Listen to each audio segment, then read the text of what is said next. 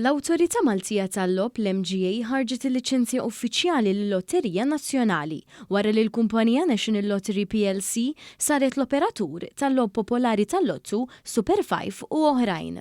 Il-liċenzja hija valida għal 10 snin u tkun soġġetta għal regolamentazzjoni u supervizjoni tal-awtorità. Il-ftim ta' konċessjoni li sar bejn il-National Lottery PLC u l-Ministeru għall-Ekonomija, il-Fondi Ewropej u l-Artijiet f'Marzu tal-2022 jiżgura li l-Lotterija Nazzjonali titħaddem fl-ogħla livell ta' standards. Waqt konferenza tal-aħbarijiet, il-kumpanija National Lottery PLC ħabret il-pjanijiet tagħha sabiex tniedi l-Lotterija Nazzjonali li lan tagħha huwa li tirrappreżenta tassew lil Maltin u r-rabta tradizzjonali tagħhom mal-lob tal-Lotterija Nazzjonali.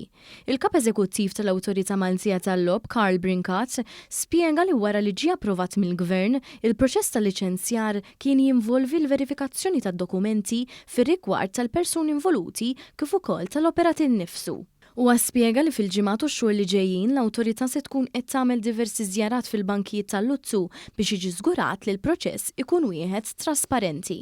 Aħna nżuru fuq bażi regolari kemm il-banek tal-Lottu kif ukoll meta jitilgħu id-draws ta' Super 5, Lottu, eċetera, lotteriji oħrajn, aħna flimkien hemm proċess fejn aħna flimkien ma' anke persuni indipendenti oħrajn jiżguraw illi l-lob huma appuntu fair.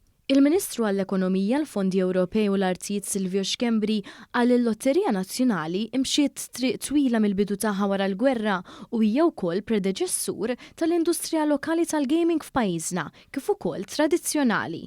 Dak li kienet tagħmel Maltco PLC issa tkun tagħmlu l-kumpanija Maltija u allura kien mument storiku fejn millum sar li firmar uffiċjali għat-tmexxija l-10 snin li ġejjin għall-Lottu. L-ewwel tluħ tal-Luttu taħt il-kumpanija Maltija se jsir is-Sibt li ġej fit-8:05 ta' filgħaxija.